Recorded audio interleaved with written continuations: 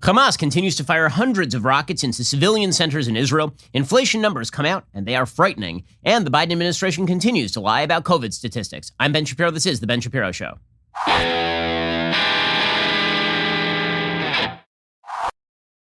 The Ben Shapiro Show is sponsored by ExpressVPN. For peace of mind whenever you go online, visit expressvpn.com/Ben. We'll get to all the news in just one moment. First, your reminder, again, there are a lot of VPN providers out there. You've probably heard of a couple of them. Some of you may even have used a VPN before to protect yourself from big tech and from all of the hackers out there who are looking for your information. I like to do research on my sponsors. I only recommend brands to my listeners that I believe in. That's why I've been talking for so long about ExpressVPN. ExpressVPN is the best VPN on the market. Here are just a few reasons why. Number one, ExpressVPN does not log your data. There are lots of really cheap or free VPNs that actually make money by selling your data to ad companies, which is precisely the opposite of what you want from a VPN. Instead, ExpressVPN developed a technology. It's called Trusted Server that makes it impossible for their servers to log any of your information. Second, it's really, really fast. A lot of VPNs will actually slow your connection, make it more difficult for you to do what you need to do online. Not ExpressVPN. My internet speeds remain blazing fast. The last thing, ExpressVPN is really easy to use. I'm talking like one click of a button and you are good to go. Protect yourself with the VPN I use and trust. Use my link, expressvpn.com/Ben today. Get an extra 3 months for free on a 1-year package. That's expressvpn.com/Ben. Visit expressvpn.com/Ben to learn more. Alrighty, so overnight, hundreds more rocket attacks on Israel by Hamas, which is a terrorist group. A little bit of history for you. Hamas is an openly genocidal group. They have said over and over and over that they wish for Israel not to exist. This is not a conflict over land. This is not a conflict over borders. This is not a conflict over a right to return. This is a conflict in which one side wishes to destroy the other side utterly and completely. And this has been their long-stated goal. And they were about to win an election, by the way, in the West Bank, which is the reason for all of this. The recent history here is that in late April, Mahmoud Abbas, who again is a terrorist, Mahmoud Abbas, treated as a legit world leader by much of the world community, but is not. Mahmoud Abbas, the head of the Palestinian Authority, which is a terrorist organization, but a slightly less terrorist organization than Hamas, he had declared that there would be elections in April, the first elections since 2004. He is now in the 16th year of a 4-year term, Mahmoud Abbas. So he declared elections, then it appeared he was going to lose. So he canceled the elections in late April and blamed the Jews, because this is what you do if you are a Palestinian leader who is suddenly got their feet to the fire. So Mahmoud Abbas cancels the election, he blames the Jews, and he starts ramping up calls for violence. Hamas, not to be outdone, because the way that you apparently garner support is to show that you hate the Jews even more than the guy next to you. Hamas decides they are going to ramp up the violence. This all culminates in violence on the Temple Mount, spurred by Hamas, spurred by Fatah, people using the Al-Aqsa Mosque, a holy site to Muslims, as an actual staging base to perform acts of terrorism and violence against police officers, Israeli police officers. And then when Israel goes in to stop that, then the rocket fire begins from Hamas, which has decided to up the ante. So, number one, let's just recognize a quick truth. None of this would be happening right now in terms of this heavy rocket fire from Gaza if Israel had not unilaterally made the concession in 2005 to pull out of the Gaza Strip completely. Remember, Israel had Jewish areas of the Gaza, there were Jewish areas in the northern Gaza Strip. There were these little cities in the northern Gaza Strip. They had greenhouses. They were quite prosperous. In 2005, Israel unilaterally withdrew in order, supposedly, to push for a new peace deal. The idea was going to be, look, Israel is giving up this land, and now it's another stone in the wall of peace that's going to be built right here. Instead, Hamas immediately rushed in, burned all the greenhouses, and then started building up its rocket bases for use against the state of Israel. And what this has resulted in is most of Israel is now under the umbrella of terror. From the north, Israel is under the umbrella of Hezbollah, which is an Iranian-backed terror group in Lebanon. They have apparently 150,000 rockets. If you think it's bad right now with Hamas firing hundreds of rockets a day, wait until it's Hezbollah firing thousands of rockets a day. And then from the south, they are under assault from Hamas, a terrorist group located in the Gaza Strip. Palestinian Islamic Jihad is located in both Judea, Samaria, the West Bank, and the Gaza Strip. So Israeli citizens basically live under the constant threat that at any moment things could go up in flames and all of a sudden they could be living underground. So I was texting with a bunch of friends in Israel last night who were literally texting from bunkers. Many of them had been giving 45-second, 60-second, 90-second warnings to get underground as soon as humanly possible, because the fact is that Israel is a tiny, tiny country. Okay? And it is a tiny country surrounded by malevolent countries that do not wish it well. This is why the Trump breakthrough in terms of actually creating alliances and helping to foster alliances between Israel and places like the United Arab Emirates and places like Sudan and places like Morocco, why this was such a good thing. The Biden administration immediately blew it. Okay, so there are a few events that led up to this. One was Abbas canceling the election and then having to demonstrate to the Palestinians that mostly it was Israel and we need to blame Israel and let's have a competition as to who hates Israel the most. It's also a smart move by Abbas in the sense that Hamas, in going all the way in shooting rockets into Israel, was going to be also the chief recipient of Israeli return fire. So Abbas is basically having the Israelis do his dirty work by killing off all of Hamas's leadership. So this is one of the things that's happening as well. The other thing that happened is that the Biden administration, upon entering office, immediately signified that it wanted to push Israel into making concessions to these terror groups, that it would restore funding to the UNRWA, which is an agency specifically dedicated toward fostering Palestinian extremism, that the United States would restore $290 million worth of foreign aid to the Palestinian Authority, much of which would be used for terrorism and fostering of terrorism. Okay, so the United States basically reopened the door. The Trump administration said, no, we are making very clear who our allies are here, and if you engage in terror, the money ain't coming your way. And things were calm, and things were quiet. And then the Biden administration came in, and within months, you have this massive conflagration, which is now on the verge of all-out war. And the reason it's on the verge of all-out war is because Israel literally has millions of its citizens now living underground. Okay, so to understand this conflict, the thing you really need to understand is the map. Okay, so there are a few maps I'm going to show you right now. The first map shows you the actual range of fire from Gaza. Okay, the distances from the Gaza Strip to various Israeli cities. Okay, what you will see here is that the distances are tiny. Israel is a tiny postage stamp of a country. The distance from Gaza, the Gaza Strip, which is located in the southwest corner of Israel, the distance from the Gaza Strip to Ashkelon, which is a city that has been under steady rocket fire over the course of the last 3 days, is about 13 miles. That's the distance, 13 miles. The distance from the Gaza Strip to Tel Aviv, this was considered a long shot for Hamas until recently. That distance is about 44 miles. Okay, not a long, less than an hour car ride, significantly less than an hour car ride. The distance from Gaza to Jerusalem, which is sort of in the center of the country, is only 47 miles. From Gaza to Ashdod, it's 24 miles. Okay, what does this mean? It means that when you fire rockets, people have pretty much no warning. Okay, here is a map of the warning times when a rocket is fired. Okay, if a rocket were to be fired from essentially Gaza to Ashdod, you'd be talking about at most 30 seconds of warning time. If you're talking about Gaza to Jerusalem, you're talking about 1.5 minutes of warning time, about 90 seconds of warning time. If you're talking about to Tel Aviv, about the same, a little bit under 90 seconds of warning time. That means that if you're woken up at 3 a.m. by a rocket siren going off, you now have 90 seconds to grab your kids and get down into a bomb shelter before the rockets start to hit. Okay, so Hamas, knowing this, has been firing hundreds of rockets into Israel. The reason they're firing hundreds of rockets simultaneously is because their goal is to overwhelm Israel's iron defense system. So Israel has an iron dome system. It's called the Iron Dome system. And the Iron Dome system is largely relegated to shooting down missiles that are going to land in populated areas. So Tel Aviv has an Iron Dome system. Jerusalem has an Iron Dome system. And it's very effective. It shoots down about 90% of these rockets. But here's the problem. As you increase the number of rockets that are fired, the additional 10% in absolute number starts to go up. So here is a map of the rocket alerts. These are the sirens just over the last 30, this is over a 30-minute period last night. As you can see, the entire map is red, right? The entire map from Ashdod in the south all the way up to Hadera in the north is completely red. Okay, the reason is because they were firing hundreds of rockets. They fired over 1,000 rockets over the course of the last 36 hours from the Gaza Strip into Israel. They don't care who they hit. Okay, they don't care. Last night, Hamas killed an Israeli Arab father and 7-year-old girl in Lod, which is a city that right now is actually in the middle of race riots, essentially. Okay, so Hamas started this conflict. Hamas clearly started the conflict. And now Israel has no choice. And no country can sustain this.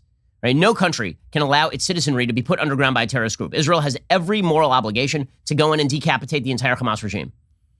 What comes next? Who the hell knows? But Israel has a moral obligation to go in and kill every Hamas and Palestinian Islamic Jihad leader they can find. And in fact, this is what Benjamin Netanyahu, the prime minister of Israel, is saying. It's not just Netanyahu. It's not just about Netanyahu. Yair Lapid, who's in the opposition, feels the same way. The Benny Gantz, who's in the opposition, feels the same way. He's the current defense minister. Okay, there's widespread Israeli acknowledgement that just like if you in your city were put underground by a terrorist group living across the border, and you're told that you had to live in the basement and you were going to live under constant rocket fire, you would expect the American government to go and eviscerate that regime. Well, the same thing should be expected of any decent state, and Israel, of course, has a moral obligation to defend its own citizens, as even most members of the West acknowledge. Now, most members of the West also then participate in this moral equivalence game where they pretend that Israel is somehow an aggressor here, which is a complete lie. But as Israel does have the obligation to do this, Benjamin Netanyahu came out yesterday and said, yeah, we are not going to stop anytime soon. Like, if you think that you're going to get a ceasefire here, no, the answer is no. You don't get to fire thousands of rockets into Israel and then survive. That's not something that you get to do. Over 850 rockets have crossed into Israeli territory after being launched from Gaza. By the way, how little does Hamas care about its own citizens? When people say it's terrible for the Palestinians, that's true. The Palestinians are not of concern to Hamas. Hamas does not care. 200 of the rockets that they fired fell into Gaza. Okay, they fired 200 rockets that landed on their own people. They don't care. So Defense Minister Benny Gantz said that the IDF, the Israeli Defense Forces, will continue striking Gaza until it can bring a complete and long-term peace during a visit to Ashkelon on Wednesday.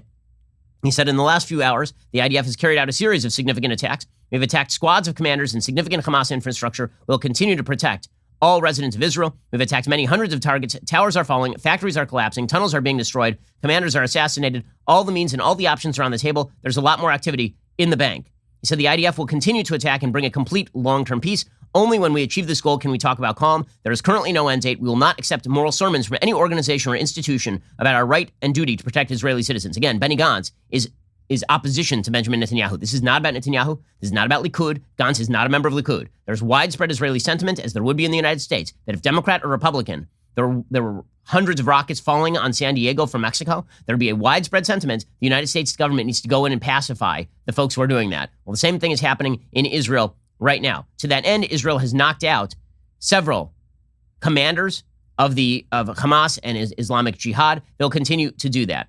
Hey, well, we actually have video of what's been happening in the Gaza Strip. So a few things. One, Hamas is one of the most evil groups on earth. They fire rockets deliberately from civilian areas. They deliberately fire rockets from civilian areas because they know that if Israel were to respond, Israel would have to kill civilians in order to stop the rocket fire. And they know that Israel is loath to do that because Israel is actually a moral state as opposed to Hamas, which is a deeply, deeply evil group.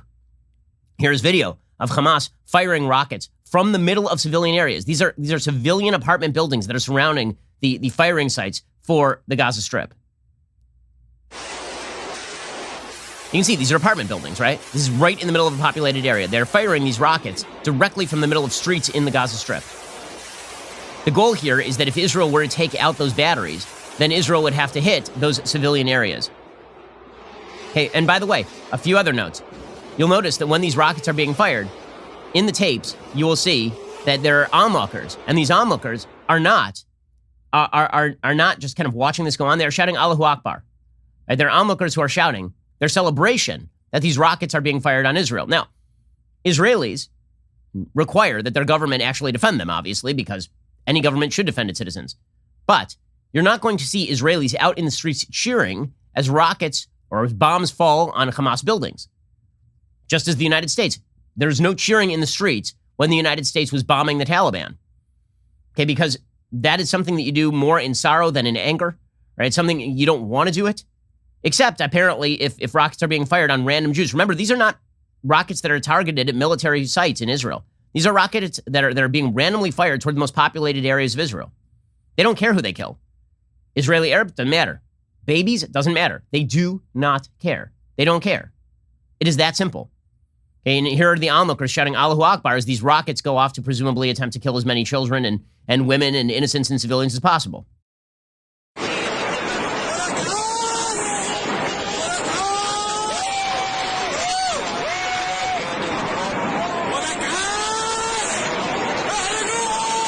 There's these sets of rockets being fired off and people celebrating and cheering. What is it like? But don't worry, there's moral equivalence according to the West. Okay, so in a second, we'll show you some more footage of what is going on over in Israel, and then we'll get to the insanity of a West that somehow declares moral equivalence here. It is quite wild. We'll get to that in just one moment. First, let's talk about a simple fact. If you're a responsible person, you need life insurance, right? It's just something you need. You want to make sure that your family is taken care of in case, God forbid, something should happen to you. Well, Policy Genius makes it easy to compare quotes from over a dozen top insurers all in one place. Why compare? Well, you can save 50% or more on life insurance by comparing quotes with Policy Genius. You could save $1,300 or more per year on life insurance by using Policy Genius to compare policies. The licensed experts at Policy Genius work for you, not the insurance companies, so you can trust them to help you navigate every step of the shopping and buying process. That kind of service has earned Policy Genius a 5-star rating across thousands of reviews on Trustpilot and Google. First, head on over to policygenius.com/Shapiro. In minutes, you can work out how much life insurance coverage you need. You can compare personalized quotes and find your best price. When you're ready to apply, the Policy Genius team will handle the paperwork and the scheduling for free. Policy Genius never sells your information to other companies. They don't add on extra fees. Head on over to policygenius.com/Shapiro to get started right now. Policy Genius, when it comes to insurance, it's nice and very important to get it right. Go get the life insurance you need at the best available price. That's policygenius.com/Shapiro. Go check them out right now. Alrighty, so Israel has this miraculous system called Iron Dome. It's been able to shoot down the vast majority of these rockets that enter over civilian areas. The footage is astonishing. Here's some of the footage of rockets over Tel Aviv. You can see in this footage the rockets that are flying over Tel Aviv, and then you can see other anti-missiles essentially coming up from the ground and knocking. It's a bullet hitting a bullet with like 90% efficacy. It's unbelievable. The efficiency is incredible. It looks like something from Star Wars, because it is. In fact, there are Israelis who are still retaining their sense of humor who put the Star Wars theme music over what Iron Dome has been doing here. The goal here, of course, is to overwhelm Iron Dome by firing so many rockets simultaneously that the Iron Dome system is not capable of knocking out all the rockets at once. But imagine this happening over a city where you live. Imagine that there's just a bunch of rockets and all you can do is sit there and wait for the thing to fall on you or for Iron Dome to shoot it down. And in some cases, obviously, it hasn't worked. There's a direct impact, for example, on a school in Ashkelon. See, here's the difference between the Israelis and the Palestinians in the Gaza Strip, Hamas, the Palestinian rulership in the Gaza Strip, Hamas. The difference is that the Israelis specifically avoid targeting schools, right? The Hamas terrorists literally put their military bases in schools. That is the difference. So this is a school that was hit directly by a rocket. Thank God all the kids were not there. Otherwise, presumably hundreds of kids would have been killed. They were also firing at Ben Gurion Airport. They were trying to kill as many people as possible and to shut down air travel to the state of Israel. So this is actual footage from Ben Gurion Airport. You can see the rockets firing over Ben Gurion Airport, and you can see them being shot down by the Iron Dome system. Over in Cholon, which is an outskirt of Tel Aviv, again, it's about 45 miles from the Gaza Strip, a bus was hit directly by rocket fire. Apparently, one person was killed in this particular attack. You can see the bus flaming from the rocket fire.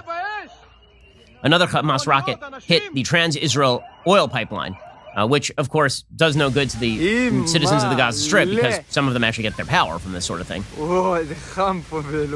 And so set the Trans-Israel pipeline on fire. And meanwhile, so that's how Hamas treats this conflict, right? Just shoot rockets everywhere, see if you can hit anything. It's basically the game Battleship. You just randomly just shoot things at people and hope that it hits somebody. Okay, here is how Israel handles this stuff. So here is tape of a Palestinian security guard being called by the Israeli military and told, get everybody out of this building. We know that Hamas uses this building, so we're knocking down the building. That's literally what's happening here. Israel calls minutes before they're about to hit a building. They call whoever they can get, and they say, get all the civilians out. He's saying at least 2 to 3 hours, no one should come close. So I should go to the other building and not let anyone come close? No problem, no problem. So first, 1-shot warning and then 2 missiles. I'm asking, you mean first you'll warn and then you'll hit the building?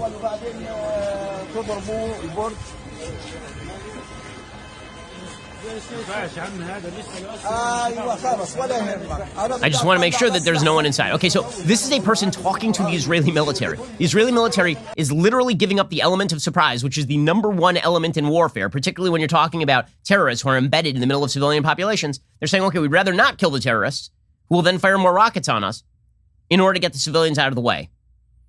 Okay, and then the propaganda that is printed by the media is that Israel is knocking down towers without any mention of this sort of stuff. Okay, so here Hamas put out this video of Israel knocking down this apartment complex, right? Hitting this apartment complex. Israel, you know how they know that apartment, why do they know where to train the camera? How do they know where to train the camera? The answer is they know where to train the camera because Israel dropped a knock bomb on top of that. A knock bomb is a bomb that is designed not to penetrate the top layer of the apartment complex. They drop a bomb, it shakes the building, doesn't break the building, everybody gets out, and then they knock down the building. So that is how Israel treats all of this. Meanwhile, in what is actually the most devastating element of all of this, not the actual terror attacks from Hamas, which is somewhat expected, the most devastating part of all of this is the situation in Lod. So Israel has about 20% of its population is Arab, about 80% of its population is Jewish, and typically in Israel, those populations don't live in close proximity with one another. Typically, you'll have sort of a Jewish city and then an Arab city that's right across the way, right? That's fairly typical in Israel. Okay, there are a couple cities that are an exception to this rule. One of those cities is Lod. Lod is considered sort of a model city in this way. And it is kind of amazing. I mean, last time I was in Israel a couple of years ago, my cell phone broke. I had to go to the nearest mall that had some sort of cell phone repair shop, and that mall happened to be in Lod. So I went there, and Orthodox Jews walking around the same malls as Arabs and everybody getting along. And basically that city is 70% Jewish, 30% Arab, and everybody lives in pretty close quarters. Well, now, thanks to Hamas and Fatah ramping up the violence, there were riots in the city of Lod in which Arab citizens were going out and burning down synagogues. 2 separate synagogues were burned down, 3 Jewish schools were burned down, and a bunch of Jews were threatened in their own homes, requiring evacuation by the IDF. And now a state of emergency has been declared in Lod, which again was a city in which people were basically living together fine.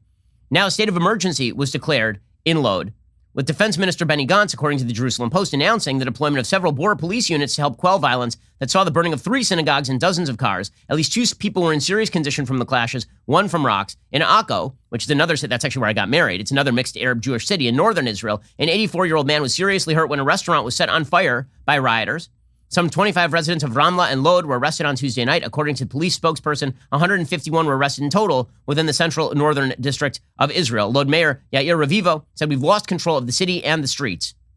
Israel Police Chief Kobi Shabtai said, "We've not seen this kind of violence since October 2000, which was the last intifada." Uri Buri is a popular Jewish-owned fish restaurant in Akko that had been set ablaze as well. It's in Akko. It had been set in ablaze in Yafo. There's been violence. So internecine racial violence has now been taking place, prompted realistically by Arab citizens who are in solidarity with Hamas and with Fatah. Okay, all of this is disastrous. And so the question becomes, why exactly is all this happening right now? Why is all this happening right now? We'll get to the answer to that in just 1 second. First, let us talk about the fact that if you own assets, the reality is that your most valuable asset is probably your home title. Right? Not your home, right? Nobody's going to come and steal your home, but they can steal the value inherent in your home title. If you're on Facebook, the big breach is here. Facebook had 500 million accounts exposed to cyber thieves. According to a retired FBI cybercrime expert, everything thieves need to take over as the new owner of your home was leaked. Name, address, personal information, it's out. A thief can forge your signature on a quitclaim deed saying you sold your home to him, and then he can start taking out credit against your home and leave you in debt or even have you evicted. Instead, just go to Home Title Lock and make sure that your home's title is locked up. Home Title Lock. Go to HometitleLock.com right now. Register your address to see if you're already a victim. Then sign up for 30 free days of protection during this high-risk breach again. Go to HometitleLock.com. Use promo code radio. That is HometitleLock.com. Promo code radio. You lock your safe at night. You make sure that you don't leave your jewelry out. All your valuables, you make sure that you protect them. Why wouldn't you protect your most valuable asset, your home title? Go check out HometitleLock.com right now. Use promo code radio and get 30 free days of protection during this high-risk breach. Alrighty, so why is all of this happening right now? The answer is all of this is happening right now because the Biden administration came into power and because Mahmoud Abbas decided that he was going to cancel elections. That's why. The Biden administration came into power. They decided they were going to make overtures to the Iranian regime. They were going to make concessions to the Iranian regime. They were going to shame the Saudis. They were going to try and cut off relations, essentially, with the Saudis. They were going to try and pressure Arab states not to warm up their peace with Israel. They're going to try and broker some sort of agreement between Israel and the Palestinian Authority by pressuring Israel. They're going right back to the same failed model that has been tried for some 30 years in the United States. Pressure our ally, not isolate our enemies. The reality is Hamas hates America. Palestinian Islamic Jihad hates America. Palestinian Authority hates America. These are people who do not like the United States. Okay, Hamas is explicitly backed by the Iranian regime. You wonder how they got all this technology? Israel's been kind of stunned by the ability of Hamas to fire these long-range rockets. Why? Because Iran has been shipping that technology through the Gaza Strip. Okay, and the United States is standing right there trying to reinstate good relations with an Iranian regime that openly declares death to America and death to Israel. What America does makes a difference. The United States basically isolated the Palestinian Authority. They said, listen, if you guys want to make peace, anytime you want to, you can. Otherwise, all the Arab states, they're going to just recognize that you are not top priority. They're going to make peace with Israel in order to counter the rising threat of Iran. And so you got a bunch of peace deals. And then the Biden regime came in and they decided, you know what, we don't care about those peace deals. What we want to do is we want to revivify this idiotic notion that Iran is going to be a regional force for stability, which is insane. It was pushed by Barack Obama. Joe Biden has re-embraced it. Okay, this has led to the stupidity of morons like David Frum suggesting, well, you know, what happened to all those Kushner Trump people bragging about peace? The answer is they actually achieved peace. Within the first 4 months, you have achieved war. Within the first 4 months, Joe Biden has given all the green lights to all of the conditions for a new intifada.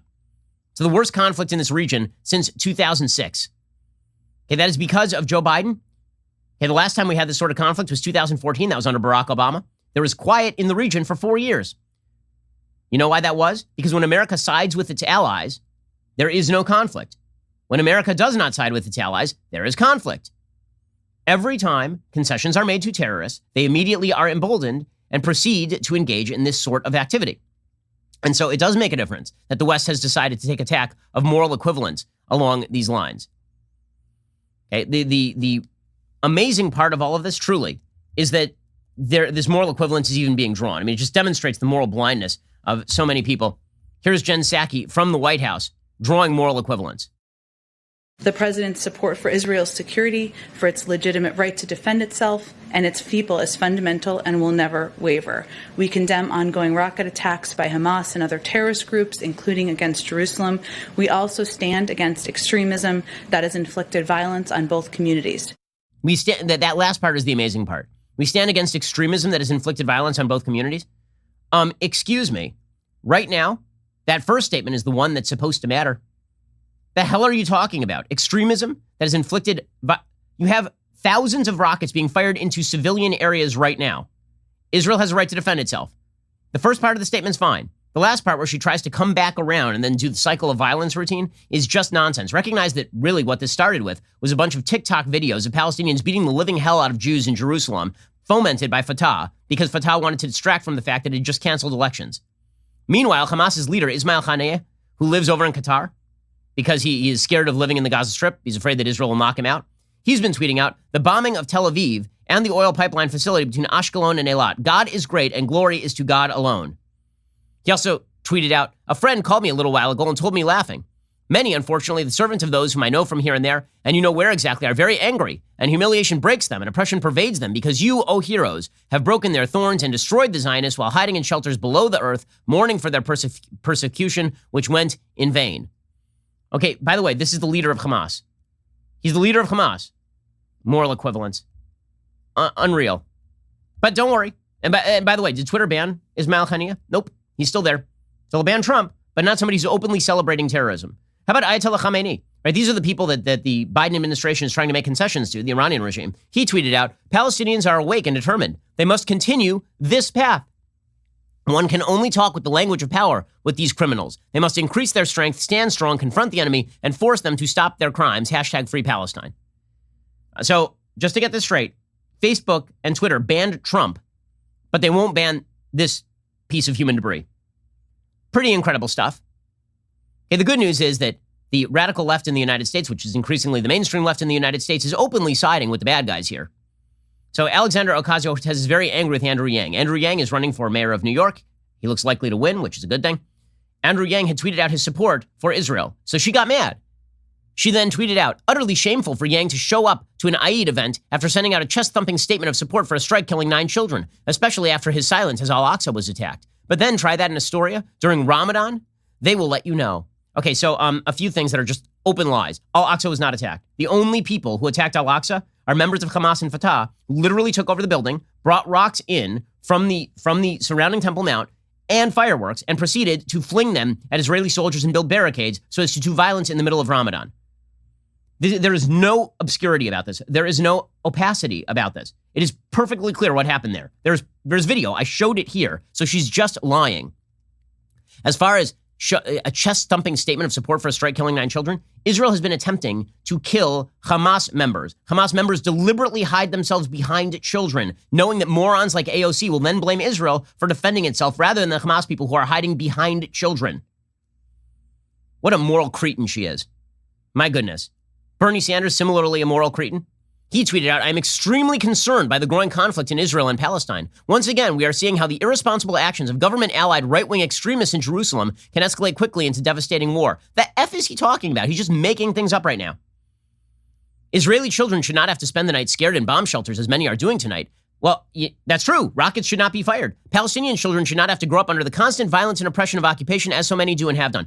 Gaza is ruled by Hamas. Israel does not rule the Gaza Strip. The Palestinian Authority rules Judea and Samaria. It is not ruled by Israel. Israel just does not allow people to ship weapons in and out and controls its own border. That's all.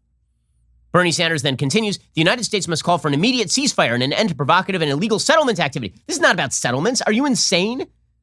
Hell is this about settlements? They're firing on Ashkelon. They're firing on Ashdod. They're chanting bomb, bomb Tel Aviv on the Temple Mount.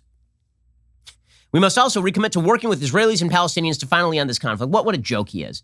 What an absolute, what Soviet, he's just disgusting. Truly. The number of people on the radical left who have been mainstreamed into the Democratic Party is truly an astonishing thing. And the media will continue to allow lies to be promulgated. The same media that will tell you that fake news is really, really dangerous, they'll just allow lies to be promulgated. So they'll have on an MSNBC guest. They had a Palestinian on MSNBC. Not sure the name of this guest. And he was very angry that anybody would be upset with Hamas. He says, the U.S. has waged more wars than there are Hamas members. Excuse me? The United States has waged more wars than there are Hamas members. I don't wait for the United States to tell me what constitutes as self-defense and what not constitutes as self-defense. That is not where my moral compass stems from.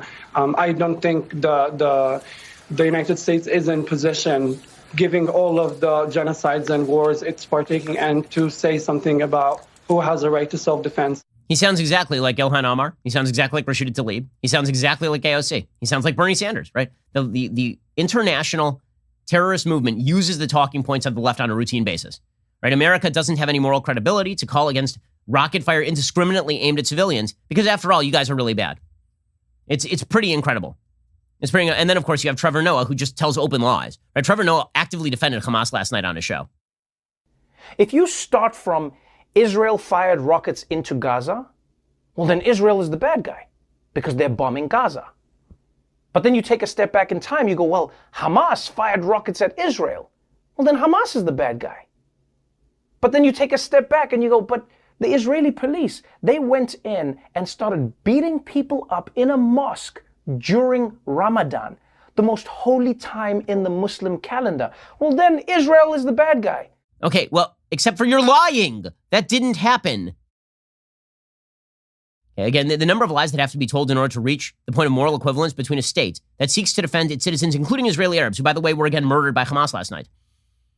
Between a state that has a 20% Arab population that attempts to warn people before they kill terrorists, and a group of people who openly declare that they want to wipe every Jew off the face of the earth and fire thousands of rockets indiscriminately into civilian centers. You know the mental gymnastics that you have to do in order to get there? The moral pretzeling you have to do? These folks morally make Cirque du Soleil look like nothing. It's unreal. The moral flexibility that you have to have, at a certain point, the rubber band has to break here. It's pretty insane. Alrighty, in just a second, we will get to the latest on the economy because, shocker, inflation is on the rise. Who could have predicted? We'll get to that in just a moment. First, if you believe in standing for the national anthem or supporting our military and first responders, or you just want to celebrate a job well done, you need Redneck Riviera whiskey. It is your whiskey. The guy who owns it, John Rich, that dude is a spectacular dude. I love that guy. He's really fantastic.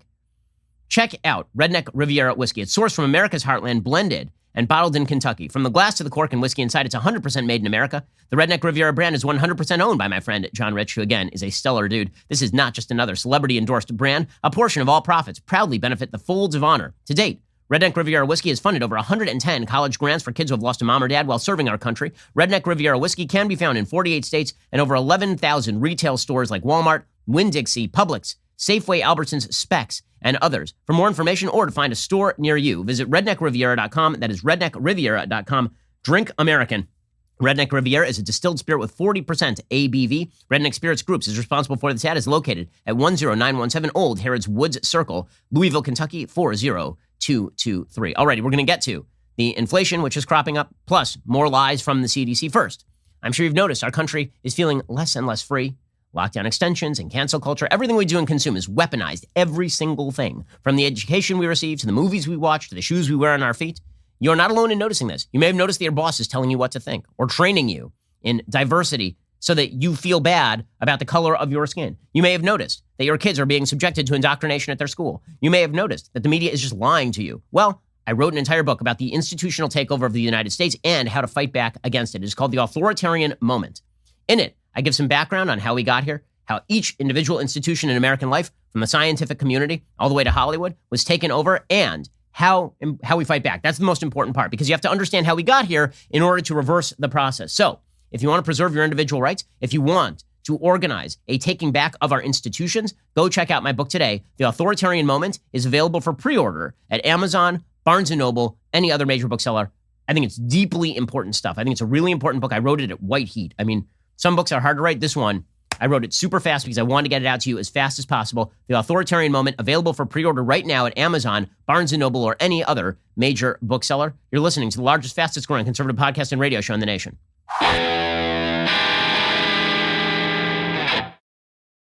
Alrighty, so meanwhile, inflation is cropping up in the United States. Amazing how Joe Biden has somehow prompted an intifada, so unrest in the Middle East, more powerful Iran. He has prompted inflation and gas lines. We're back to Jimmy Carter. This is great. Really excellent stuff. I mean, they're about the same age, so it makes some sense. Inflation is back.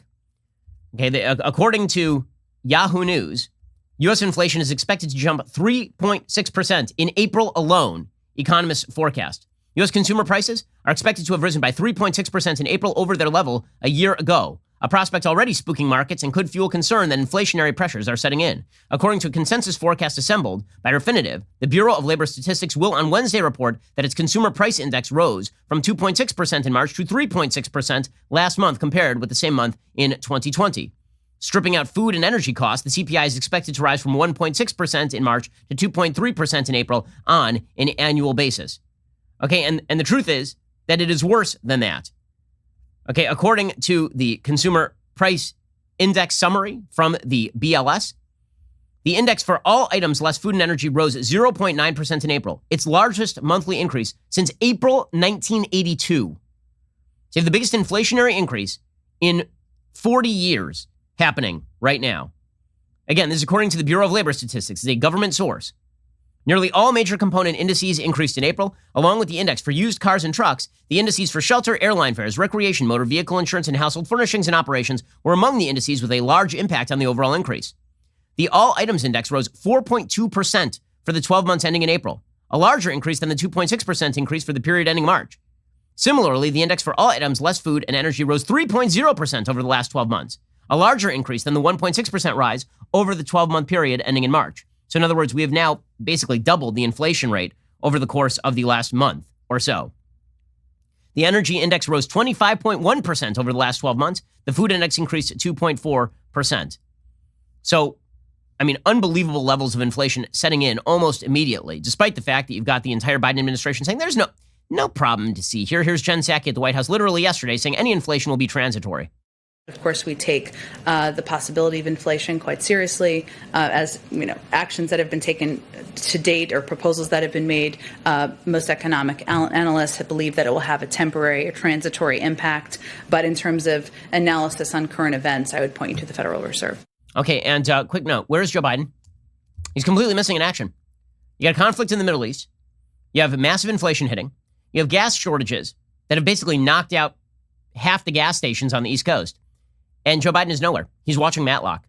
Well done, everybody. Well, but at least there are no mean tweets. At least you don't have any mean tweets. That's really, important stuff. No mean tweets. Well, the good news is that every crisis is an opportunity. Energy Secretary Jennifer Granholm yesterday, she said the good news is that if we're going to have these gas shortages, remember we've had a giant pipeline, the Colonial Pipeline, that was hacked. So that meant that basically gas went down most of this week. in terms of its supply all over the southeast coast and all the way up into New Jersey. Energy Secretary Granholm, she says, well, the good news is at least this will push us toward a Green New Deal. If you drive an electric car, this would not be affecting you, clearly. The broader issue is a very important issue. It's an issue for the president's priority in the American Jobs Plan, the issue of investing in a transmission grid, for example, so that you don't have the cyber issues associated with it. So there's a lot of broader questions in this, and we hope that we'll be able to see that investment in infrastructure that will facilitate clean and renewable energy. I mean, amazing. So she's smiling about it. Look at her. She's gleeful about this. This is going to facilitate Green New Deal stuff. I mean, sure, it's costing you like a fortune at the pump. Sure, you can't even get gas, but everything is going great because it facilitates the agenda. Crisis is always an opportunity for these people. It's always an opportunity for these people. Okay. Meanwhile, on COVID, the unemployment rate continues to be artificially high. We all know why that is. It's because the Biden administration is paying people to stay home. So last night, the chief of Chipotle, their restaurant officer, was on CNN explaining that the reason we can't get any employees is because you keep paying people to stay home. A half dozen states now have announced that they're going to end those benefits before they expire. Is that the right move? I certainly believe so. I think it encourages folks to get back to work. There are a number of jobs available across all industry today. And for us to continue to grow the economy here in the U.S., we've got to have people ready and willing to engage, get back to work, and continue to drive the economy. Okay, it is perfectly true that the Biden administration is driving people out of the workforce, but the good news is that we have a president who just is fighting the teleprompter. He's not fighting inflation, he's not fighting unemployment, and he's certainly not fighting for our allies around the world, ranging from Taiwan to Israel, but he is definitely fighting the teleprompter. He is locked in a death match with the teleprompter. And to help us get there, we've added 2 new tools. One, Americans can go to vaccines.gov. Or they can text their zip code to their zip code, text it to 438829. A senile old codger out there doing nothing for a living except pushing radicalism and fostering instability all around the globe. Really, really well done. Well, the good news is we have experts in charge. Like, for example, we have CDC Chief Rochelle Walensky. So she should have been fired long ago. You remember, just a few weeks ago, she said she had a feeling of doom, an inner feeling of doom. We're all going to die unless we got vaccinated 3 times and also wore a triple mask and hopefully a bag over our head, and we like a plastic bag, and then we took some duct tape, wrapped it around our neck. You wouldn't die of COVID if you did that. 100% guaranteed. Well, here she was yesterday, CDC Chief Walensky, saying she told her 16-year-old son that he can't go to summer camp this year, which is asinine. Number 1, the vaccine's already been approved for 16-year-olds. Number 2, he's 16. He's not going to die from COVID. Number 3, he is outdoors. The hell are you talking about? And these tool bags are supposed to represent the science? To science! Here's Rochelle Walensky being completely ascientific, but very angry about it. I have a 16-year-old. Every year, he comes home from camp and he writes the number of days until he returns to camp the next year. This year, it got to 0, and I told him he wasn't going. I want our kids back in camp. We now have 38,000 new infections on average per day. Last May 11th, it was 24,000, and we sent a lot of kids home, and camps were closed. The camp guidance is intended to get our kids to camp and allow them to stay there. Okay, this is just ridiculous. Okay, she just compared the stats from this year to last year. Do you remember this time last year? We didn't have the tests available. The number of tests that we were tranching out was like 1/4, 1/5 of what we are tranching out right now. It was much, much lower. If you're comparing the infection rates in May of 2020 to the infection rates in May of 2021, you're out of your damned mind based on the stats that she is citing right there. Okay, but again, she's not representing the science. She's just representing politics. This is all politics. Susan Collins, who is certainly no rabid right-winger, accused the CDC of using faulty data in its recent mask guidance for the outdoors. The agency announced last month that less than 10% of transmission was occurring outdoors, except that that was wildly misleading, according to the New York Times. According to the New York Times, when the CDC released new guidelines last month for mask wearing, it announced that less than 10% of COVID-19 transmission was occurring outdoors. Media organizations repeated the stat. It quickly became a standard description of the frequency of outdoor transmission. But that number is almost certainly misleading.